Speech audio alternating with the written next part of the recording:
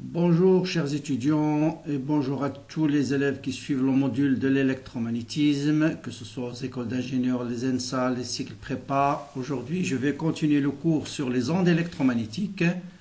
Donc, pour le moment, on s'est intéressé à la propagation d'une onde dans un milieu illimité. Donc, vous avez soit une onde qui se propage vers l'axe, par exemple, des x croissants ou bien des x décroissants, sans interférer avec aucun dioptre. Maintenant, on va voir qu'est-ce qui se passe lorsqu'une onde arrive à la surface d'un milieu qui sépare à la surface d'un dioptre qui sépare deux milieux d'indices différents, un milieu d'indice N1, un milieu d'indice N2.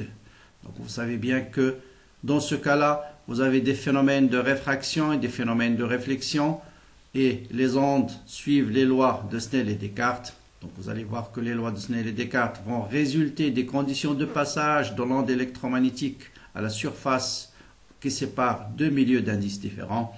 Et dans la deuxième partie, on va établir les lois de Fresnel qui vont nous donner quelle est la valeur ou bien le rapport entre l'amplitude réfléchie, l'amplitude incidente et l'amplitude transmise.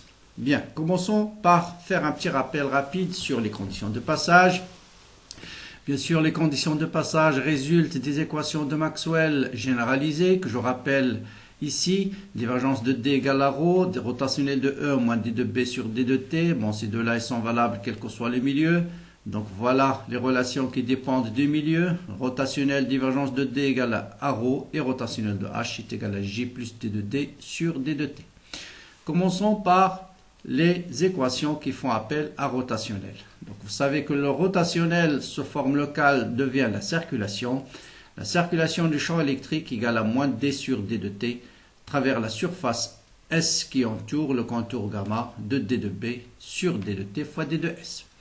Eh bien, qu'est-ce qu'on peut déduire à partir de cette relation? Donc d'abord, je vais choisir un contour gamma, il est là, de hauteur H, qu'on va tendre vers 0, parce que ce qui nous intéresse, c'est ce qui se passe à l'interface. Donc on va tendre H vers 0, et puis la longueur, peu importe, c'est un contour de longueur L. Bien sûr, dans le milieu 1, vous avez un champ électrique E1, dans le milieu 2, donc milieu 2 ici, milieu 2, et milieu 1, vous avez un champ électrique E1. Donc, qu'est-ce qu'il nous dit la circulation du champ électrique E scalaire D de L? Donc, ça va être la circulation suivant A1, B1, plus la circulation suivant B2, A2, plus 0. Pourquoi 0? Parce que je vais tendre H vers 0 et la circulation suivant cette hauteur-là qui tend vers 0 va être nulle. Bon, circulation suivant A1, B1, vous avez bien sûr E2 va être E2 tangentielle suivant la tangente, plus E2 normale suivant la normale. Je vais les décomposer en E2 tangentielle et E2 normale. Donc la circulation de la composante normale, elle est nulle parce qu'elle est perpendiculaire à D de L. Il va vous rester la composante tangentielle, donc ça sera E2 tangentielle fois L. Ensuite, ici bien sûr, même chose, E1, je vais les décomposer en E1 normal, E1 tangentielle. Mais vous voyez que 1 tangentiel, il est opposé à D de L. Donc vous allez avoir moins E1 tangentiel fois L. Est égal à quoi? Est égal au flux de D de B sur D de T à travers D de S. Si H tend vers 0, D de S tend vers 0. Donc ce terme égale à 0. Donc on va déduire tout de suite que 1 tangentiel égale E2 tangentiel. Je peux écrire 1 tangentiel comme étant N1 vectoriel E1 et E2 tangentiel, c'est N2 vectoriel E2. Donc, je peux écrire cette relation sous la forme n facteur de 1 moins E2 égale à 0. Avec n, ça peut être n1, ça peut être n2. Bon, on va le noter par exemple n1,2, normal dirigé du milieu 1 vers le milieu 2. Donc, vous avez tout simplement cette relation. Vous avez toujours continuité de la composante tangentielle du champ électrique. E1 tangentiel égale E2 tangentiel. Voilà la première loi qu'on peut écrire bien sûr sous forme N12 vectoriel E1 moins E2 égale à 0. Maintenant, qu'est-ce qu'on peut déduire avec rotationnel de H D de D sur D de T? Vous avez exactement la même relation, donc même analyse. H1 tangentiel égale H2 tangentiel. qu'on peut écrire vectoriellement que N12 vectoriel H1 moins H2 égale à 0. Donc notez bien, si les deux milieux possèdent des perméabilités différentes, mu2, mu1, les composantes tangentielles de B vont devenir mu1 pour un milieu linéaire homogène isotrope B1 tangentiel égale à mu2, B2 tangentiel. Ça veut dire la composante tangentielle de B n'est pas continue. Mais souvent, on vous dit que le D électrique n'est pas magnétique. Si le D électrique n'est pas magnétique, ça veut dire que mu1 égale à mu2 et on va les prendre presque la perméabilité de vide. Dans ce cas-là, vous allez avoir continuité de la composante tangentielle de B. B1 tangentiel égale à B2 tangentiel. Maintenant, qu'est-ce qu'on peut déduire à partir des équations de divergence égale à 0? Bien sûr, je vais me placer dans le cas. D'abord, la première divergence de B égale à 0, ça veut dire le flux de B à travers n'importe quelle surface fermée est nul. Qu'est-ce qu'on va prendre cette surface? C'est un petit disque, un petit cylindre de hauteur h, toujours qu'on va tendre vers 0. Donc le flux à travers ce cylindre égale à 0. Donc il va vous rester le flux à travers la base supérieure plus le flux à travers la base inférieure. Donc le flux à travers la base supérieure, ce sera D de S N1 fois B1. Le flux à travers la base inférieure, D de S N2 fois B2. Bien sûr, vous voyez que N1, vecteur normal N1 égale à moins N2.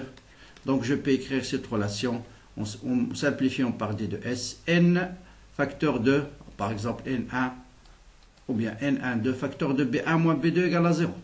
Donc vous avez continuité de la composante normale de B. B1 normal égale à B2 normal.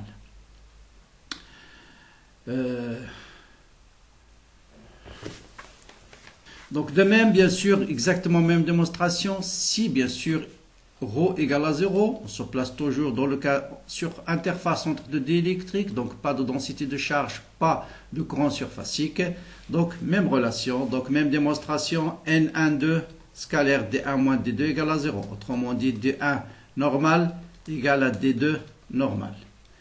Bien sûr, si le milieu 1 possède une constante D électrique ε1, le milieu 2 constante D électrique ε2, cette relation vous dit que ε1 E1 normal égale ε2 E2 normal. Donc vous avez discontinuité de la composante normale du champ électrique. Par contre, continuité de la composante normale du vecteur déplacement électrique.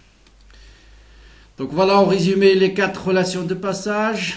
Continuité de la composante tangentielle de E, continuité de la composante tangentielle de H, continuité de la composante normale de B et continuité de la composante normale de D. Si maintenant l'un des deux milieux est un conducteur, vous savez qu'à la surface d'un conducteur, on aura des charges libres et des densités de courant surfaciques. On verra leur rôle quand on va traiter les conditions de passage ou bien les lois de réflexion entre la surface du vide, par exemple, et un conducteur. Dans ce cas-là, bien sûr, vous aurez plus discontinuité de la composante tangentielle de H, et sera discontinue parce qu'il y a des densités de courant surfacique. La même chose, composante normale de B, et les discontinuités. Et les discontinues parce qu'il y a une densité de charge libre. Donc voilà ce qu'on appelle les conditions de passage entre deux milieux d'indice N1 et d'indice N2. Et pour le moment, on va s'intéresser à ce qui se passe à la surface entre deux dés électriques. Donc pour nous, le cas des conducteurs, on va le laisser en deuxième partie. Donc on va essayer de voir maintenant qu'est-ce qu'on peut déduire à partir de cette relation de passage, c'est-à-dire sur les lois de réfraction et de réflexion des ondes électromagnétiques. Donc on va supposer une onde incidente de vecteur d'onde KI qui arrive. Donc voilà le milieu 1 d'indice N1, voilà le milieu 2 d'indice N2. Donc voilà l'onde réfléchie et voilà le vecteur d'onde de l'onde transmise. Bon, pour le moment, ils sont arbitraires avec des angles d'incidence I1, réflexion I2 et transmission I'1, transmission I2. N, c'est la normale à la surface du dioptre. Donc voilà la surface qui sépare les deux dés électriques. Bien, donc voilà ce que nous dit la relation de passage. Donc, continuité des composantes tangentielles de E et de H et des composantes normales de B et de D. Donc si le milieu est non magnétique, bien sûr, vous avez continuité du champ magnétique B. Donc avant, on va introduire quelques définitions. Qu'est-ce qu'on appelle le plan d'incidence? Donc voilà la surface, l'interface. Donc ça c'est l'interface qui sépare les deux milieux. Ça c'est la normale à l'interface. Donc la normale à l'interface. Donc voilà un vecteur, une onde incidente, KI. Donc le plan d'incidence, on va le définir tout simplement comme étant le plan formé par le vecteur d'onde de l'onde incidente et la normale à l'interface. C'est ce plan-là. D'accord? Donc ça, c'est ce qu'on appelle par définition le plan d'incidence. Donc le plan d'incidence, c'est le plan formé par le vecteur d'onde de l'onde incidente et de la normale à l'interface. Bien. Vous savez que l'onde électromagnétique est une onde transverse électromagnétique, ça veut dire le champ électrique est perpendiculaire à la direction de propagation, le champ magnétique est perpendiculaire à la direction de propagation. Donc je viens noter, là il faut bien suivre, parce que tout va dépendre de la compréhension de ce schéma. On va définir, alors sont les vecteurs, voilà le vecteur d'onde incidente. Voilà le vecteur d'onde de l'onde réfractée. Voilà le vecteur d'onde de l'onde transmise. Très bien. Vous savez que une onde électromagnétique, le champ électrique et le champ magnétique, ils sont perpendiculaires à ce vecteur d'onde. Donc dans le cas général, on peut avoir un champ électrique. Voilà, bon, je le représente ici KI. Dans le cas général, le champ électrique va être perpendiculaire à K. Donc il peut être dans ce plan-là, quelconque. Donc ce plan. On va avoir une composante parallèle au plan d'incidence et une composante perpendiculaire au plan d'incidence. Donc vous voyez, quel que soit le champ électrique, il est obligatoirement perpendiculaire au vecteur d'onde incident. Donc obligatoirement, il est continu dans ce plan. Donc ça veut dire qu'il va avoir deux composantes. Une composante parallèle au plan d'incidence. Voilà le plan d'incidence qu'on a défini par le vecteur d'onde et la normale au dioptre. Ou bien, elle est perpendiculaire au plan d'incidence. C'est ce que j'ai représenté dans ce schéma ici.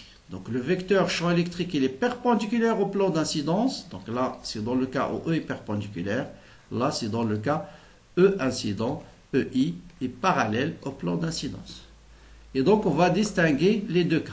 Donc on va traiter soit ce cas-là, soit ce cas-là, sachant que un cas général, c'est la combinaison linéaire des deux cas. Très bien.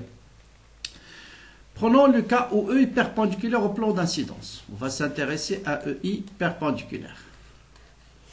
Donc voilà un schéma simplifié de tout à l'heure. Donc vous avez le vecteur d'onde.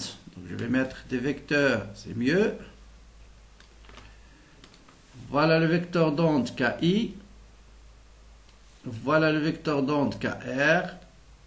Et voilà le vecteur d'onde KT. Bien. On a dit que le champ électrique est perpendiculaire au plan d'incidence. Voilà, je le représente par un point. Un point, un point. Il est perpendiculaire.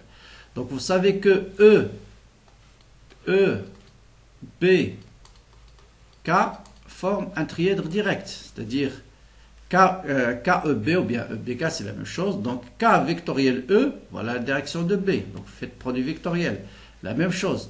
K vectoriel E va vous donner obligatoirement B. Bon, allez, je vais mettre les vecteurs B.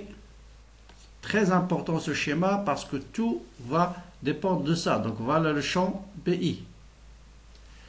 Donc K vectoriel ER va vous donner un champ BR. Et K transmis vectoriel ET va vous donner un champ BT dans ce sens-là. Bien. Maintenant, on peut déterminer par exemple les composantes de champ électrique, mais pour le moment, on ne va pas l'utiliser dans cette partie. Voilà. On peut définir ici. Et ce vecteur-là, cet angle-là, donc vous avez ici θi, d'accord, qu'on va retrouver ici par θi est là. Donc ici, vous avez l'angle P sur 2 moins θi. Donc ici, cet angle, bon, θi, il est là. Donc voilà l'angle θi. Voilà l'angle, bon, c'est facile à vérifier, θr. Et voilà l'angle, donc là, vous faites la parallèle, voilà l'angle θt. Ça veut dire BI par exemple, BI ici, je peux le décomposer, le vecteur BI, est égal à quoi? Est égal, bon, si j'appelle cet axe-là X, et puis Y appartient à l'interface Z, Z appartient à l'interface Y, c'est la normale, donc Y c'est la normale. Donc vous voyez bien que BI, c'est moins cosinus θ. Cosinus θ BI suivant l'axe des X. Ensuite, moins sinus θi, sinus θi fois BI, suivant l'axe quoi, suivant J, par exemple. Mais ça, on va pas l'utiliser dans cette partie-là. Bien. Maintenant, ce qui nous passe, les conditions de passage, ils sont vérifiées sur l'interface. Vous voyez un champ qui est perpendiculaire comme ça. D'accord? Sur l'interface, comment il va être? Il va être contenu dans l'interface. D'accord? Donc, si vous avez un B, il est perpendiculaire à vecteur d'onde K, sur l'interface, il va être tangentiel à l'interface, que ce soit EI, ER ou ET. Donc, vous le voyez ici, si E, maintenant on va s'intéresser uniquement au cas où E, donc voilà le champ électrique, incident, il est perpendiculaire au plan de l'interface, donc voilà, donc sur l'interface, vous voyez bien que EI appartient au plan d'interface, donc il est tangent à l'interface. La même chose, ER, il va être tangent à l'interface. La même chose, ET, les trois vont être tangents à l'interface. Autrement dit, puisque le champ électrique, on a dit que E1 tangentiel égale E2 tangentiel, et là il faut bien comprendre, va aboutir à cette relation. Ça c'est E1 tangentiel dans le milieu 1, égale E2 tangentiel dans le milieu 2. Comme tout le champ électrique sur l'interface se réduit à sa composante tangentielle, ça veut dire tout simplement le champ électrique dans le milieu 1 égale au champ électrique dans le milieu 2. Mais dans le milieu 1, vous avez deux ondes. Vous avez une onde incidente et une onde réfléchie. Donc le champ électrique, c'est la somme des deux. Donc vous allez voir O0i plus O0r est égal à O0t. Donc ça, c'est le vecteur champ électrique total dans le milieu 1, incident. Ça, c'est le champ électrique réfracté. Ça, c'est le champ électrique transmis. Très bien. Donc cette relation doit être valable quel que soit t. Donc on va voir que ceci ne peut être vrai que si oméga e égale à oméga r égale à oméga t. Ça veut dire que les trois ondes vont avoir la même fréquence. En fait, physiquement, ça signifie quoi? Les charges électriques du dé-électrique sont excitées. Donc une onde incidente va exciter les dipôles du dé-électrique à la fréquence de l'onde incidente qui est oméga i et émettent. Donc, ces fréquences qui vont osciller à oméga i vont émettre une onde réfléchie et transmise. C'est réfléchi plutôt et transmise, et non pas réfléchie et transmise à la même fréquence oméga i. Ou bien, on peut le démontrer par calcul. Ceci est vrai quel que soit t, ceci ne peut être vrai que si oméga i égale oméga r égale oméga t égale à oméga. Donc, on ne peut pas avoir des ondes qui oscillent à des fréquences différentes. La même chose, cette relation est valable. Donc là, en simplifiant par oméga t partout et en multipliant par exponentielle moins i k scalaire r, cette relation devient facilement cette relation-là. Donc celle-là, elle est valable quel que soit r. Ceci ne peut être vrai aussi que si les phases sont constantes. Et si on prend l'origine sur le plan d'incidence, ça veut dire ceci ne peut être vrai que si ce terme égale à 0 et ce terme égale à 0. Donc là aussi, vous avez un champ constant plus une fonction qui oscille est égale à une autre fonction qui oscille, ne peut être vrai que si la phase elle est nulle. Donc ceci va nous donner deux conditions. Voilà la condition 1 et voilà la condition 2. Et c'est à partir de ces deux conditions-là qu'on va tout établir. Donc là, on a montré que KR moins KI scalaire R égale à 0. N'oubliez pas que ces relations-là, on les a établies sur l'interface qui sépare les deux dés électriques. Donc un vecteur R, c'est un vecteur qui appartient à l'interface. Et KT moins KI scalaire R égale à 0. Voyons qu'est-ce qu'on peut déduire à partir de ces relations. Donc voilà, vous avez un vecteur KI, KR et KT. Donc voilà un vecteur R de l'interface par exemple. Ça c'est la normale au plan de l'interface, donc il appartient au plan d'incidence, D'accord? Donc ce vecteur scalaire R égale à 0, ça veut dire ce vecteur il est perpendiculaire à R. Donc ça veut dire KR moins KI, c'est un vecteur qui est perpendiculaire à R. Or, R appartient au plan de l'interface. Dire que ce vecteur est perpendiculaire à R, ça veut dire qu'il est collinéaire à la normale. Donc, vous avez KR moins KI, c'est une constante. Alpha, ça c'est une constante, fois la normale. La même chose, vous avez KT moins KI scalaire R égale à 0. R, c'est un vecteur de l'interface. Ça veut dire que ce terme il est perpendiculaire à R. S'il est perpendiculaire à R, obligatoirement, il est collinéaire à la normale. Bêta, c'est une autre constante. Donc, je déduis de relations. KR, c'est KI plus alpha de n. Et KT égale à KI plus delta de n. Donc, ces deux relations montrent que quoi? Que le vecteur réfléchi et transmis appartient au plan formé. Donc, ça veut dire KR appartient au plan formé par KI et N. Et KT appartient au plan formé par KI et N. Or, c'est quoi le plan formé par KI et N? Par définition, c'est le plan d'incidence. C'est le plan d'incidence. Et là, vous retrouvez la première loi de Snell et Descartes. La première loi de Snell et Descartes qui dit que l'onde réfléchie et l'onde réfractée, donc l'onde réfléchie qui est KR et l'onde réfractée qui est KT, appartiennent au plan d'incidence. D'accord? Sont contenus dans le plan d'incidence. C'est la première loi de réflexion et de réfraction. Bien. Qu'est-ce qu'on peut déduire encore à partir de ces deux relations? Bien, si je fais T scalaire, je calcule tout ça, produit scalaire la tangente. Donc la même chose, T scalaire est égal à tout ça, scalaire T. Donc je vais déduire que T scalaire KR, bien sûr, vous avez N scalaire la tangente, la normale scalaire la tangente, c'est nul. Donc je vais voir KR scalaire T égale à KI scalaire T, et KT scalaire T égale à KI scalaire T. Très bien. Or, KI, c'est ce vecteur-là. Donc, si je projette KI ici, vous suivez KI. Donc, voilà le vecteur KI. Donc, il va avoir une composante suivant X. Bon, j'appelle ici X. Et puis, ce vecteur-là, on l'appelle Z, par exemple. Y, on va l'appeler Y. Donc, vous voyez bien KI, c'est cosinus θ I. Cosinus θ I suivant X, suivant I, plus sinus θ I suivant J. Voilà. Donc, la tangente, elle est collinéaire à l'axe des X. Donc, KI scalaire T, ça va vous donner... donc, voilà le vecteur KI sur la tangente. Donc, il y a une erreur ici, hein, c'est cosinus θ I.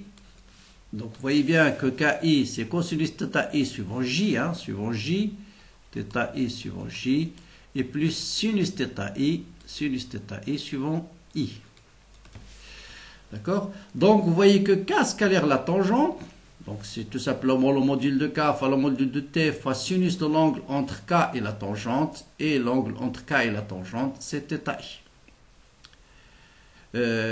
Cosinus pi sur 2 moins θ I, c'est sinus θ I. D'accord? Donc voilà. Donc K scalaire X. Donc vous voyez que sinus θ I. Donc la même chose, θR, on peut le KR plutôt KR, c'est ce vecteur-là. KR, on va le projeter. KR, la même chose. KR, c'est quoi? C'est cosinus θ I. Donc cosinus pi sur 2 moins θ I suivant X. Donc ça, cosinus pi sur 2 moins θ I, c'est sinus θR suivant I, et plus ou bien moins cosinus θR suivant J. Donc K scalaire I, c'est sinus θ I, θR, et KI scalaire I, c'est sinus θ I. Donc vous voyez bien que sinus θ I égale à sinus θR. Donc l'angle de réfraction et l'angle d'incidence sont égaux. De réflexion plutôt. Je confonds réflexion. Ça, c'est réflexion. Là, c'est réfraction. Bien. Maintenant, qu'en est-il? Qu'est-ce qu'on peut déduire à partir de la deuxième relation? Donc, pourquoi d'abord sinus θ I égale à... Où vont là KI? KI, c'est KI en facteur. Hein? C'est KI, facteur de tout ça. KR, oh là là, KR, c'est KR, facteur de tout ça. Tout simplement parce que le modèle de KR égale à modèle de KI est égal à 2pi sur lambda fois N1, parce qu'il s'agit de même milieu, donc milieu d'indice N1. Par contre, vous avez l'angle transmis, KT, c'est 2pi sur lambda fois N2, donc il n'a pas le même module. Donc cette relation, cette deuxième relation, va me donner N1 fois sinus θ1 égale à N2 sinus θt. D'accord? Parce que KT scalaire T, ça va vous donner KT sinus θi est égal à KI sinus θt. D'accord? Remplaçons KT par 2pi sur lambda N1, KT 2pi sur lambda N2, en simplifiant par 2pi sur lambda, vous retrouvez facilement la deuxième loi de Descartes.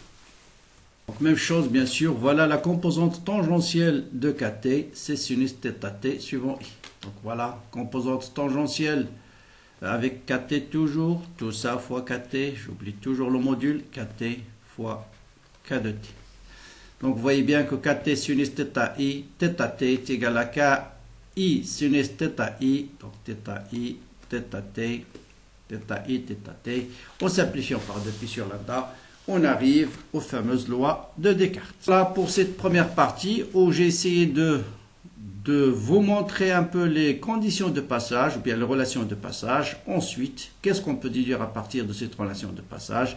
Et vous avez que les lois de Stell et Descartes et première loi de réflexion, ainsi que deuxième loi de réflexion, c'est-à-dire de réflexion et des fractions, les lois de Snell et Descartes, sont des conséquences de ces relations de passage.